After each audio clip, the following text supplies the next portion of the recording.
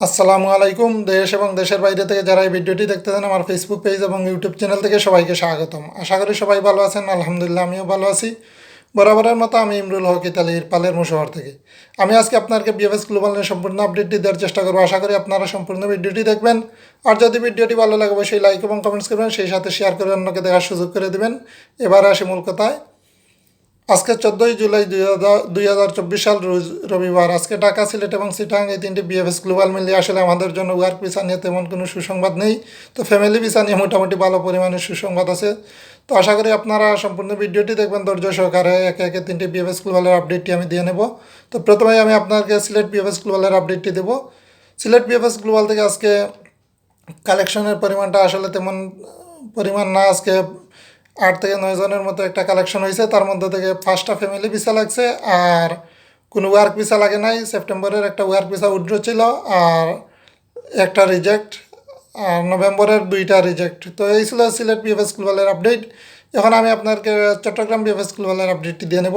তো চট্টগ্রাম থেকে আজকে আসলে কোনো ডেলিভারি দেয় নাই। আজকে আবার আর একটি সংবাদ হলো, দুঃসংবাদ বলেন আর সুসংবাদ বলেন, আজকে কিন্তু চট্টগ্রামে কোনো জমাও নেয় নাই। তো কারণ হিসেবে ওরা উল্লেখ করছে জমা না নেওয়ার কারণ। ওরা বলছে যে পুরনো পাসপোর্টগুলো এখনও দিতে পারে নাই, তো এই জন্য নতুনগুলো নিতেছে না। তো এটা আসলে অনেকের জন্য দুঃসংবাদ। যারা জমা দিতে গেছে তাদের জন্য অবশ্যই দুঃসংবাদ, বা যারা জমা দেওয়ার জন্য অপেক্ষায় আছেন। আর সুসংবাদ বলতে যারা, অনেকেরই তো দাবি ছিল যে নতুনগুলো জমা নেওয়া বন্ধ রেখে আমাদের পুরনোগুলো দিয়ে দিক। তো হয়তো ওরা ওই পরিস্থিতিতে হাঁটতেছে বা ওইগুলাই চিন্তা করতেছে ওরা। তো যাই হোক, আপনার হয়তো এই আশাটা পূরণ হতে চলেছে। তো ওইটা আমরাও আশা করি যে নতুনগুলা নেক, ঠিক আছে, পুরনোগুলো আগে দেওয়ার পর নতুনগুলা জমা নেক, কিন্তু খুব সীমিত আকারে নেক।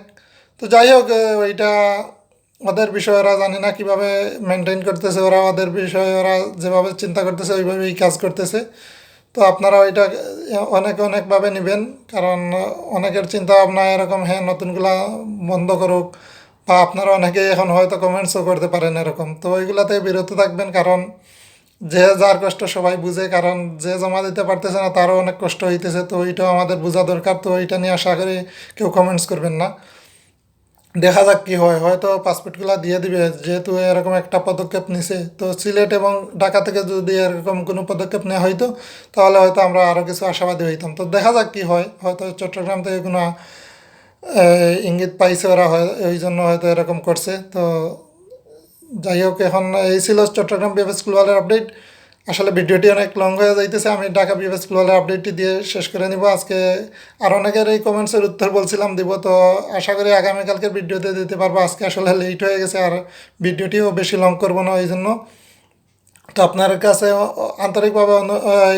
আন্তরিকভাবে দুঃখিত আপনাদের কাছে যারা এই কমেন্টস করছেন। তো আমি অবশ্যই আপনার প্রশ্নের উত্তর দিব, হয়তো কমেন্টস বক্সে কমেন্টসের উত্তর দিব, বা না হয় এরকম একটা ভিডিও বানিয়ে দেওয়ার চেষ্টা করবো ইনশাল্লাহ।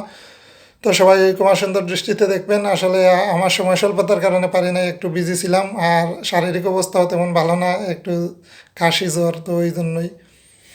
তো এখন আমি আপনাকে ঢাকা বিএফএস গ্লোবাল আপডেটটি দিয়ে নেই। আজকে ঢাকা থেকে মোটামুটি পরিমাণ কালেকশন হয়েছে, তেমনও না, কিন্তু এই সিলেট এবং চট্টগ্রামের চাইতে ভালো। আজকে প্রায় 20 থেকে 22 জনের মতো একটা কালেকশন হয়েছে। তার মধ্যে থেকে ঢাকা থেকে কোনো ওয়ার্ক ভিসা লাগে নাই, এগ্রিকালচার এবং স্পন্সর কোনো ভিসা লাগে নাই, এবং ট্যুরিস্ট কোনো ভিসা লাগে নাই। আজকে শুধু ফ্যামিলি ভিসা লাগছে। ফ্যামিলি ভিসা ভালো পরিমাণে লাগছে, শুধু যে লাগছে তাহা না, ভালো পরিমাণে লাগছে। প্রায় 14 থেকে 15টা ফ্যামিলি ভিসা হয়েছে। তো ফ্যামিলি ভিসাগুলো আসলে আগস্ট থেকে নভেম্বরের, আজকে আবার সব মাসেরই দিছে, নভেম্বর না সরি ডিসেম্বর পর্যন্ত।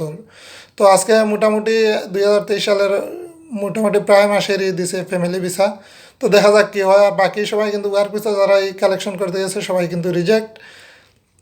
তো রিজেক্টের কারণটি আপনাদেরকে আমি বলে নেই। এখন বেশিরভাগই দেখাইতেছে যে ফেক নলাস্তা, এবং আপনার নলাস্তার নাম্বারটা ওরা ম্যাচ করতে পারতেছে না, এই যে প্রোটোকল নাম্বারটা।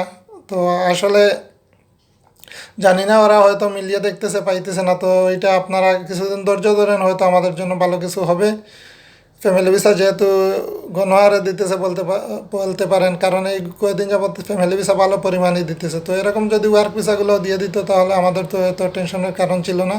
তো যাই হোক, আপনারা কিছুদিন অপেক্ষা করেন, আর দেখা যাক কী হয়।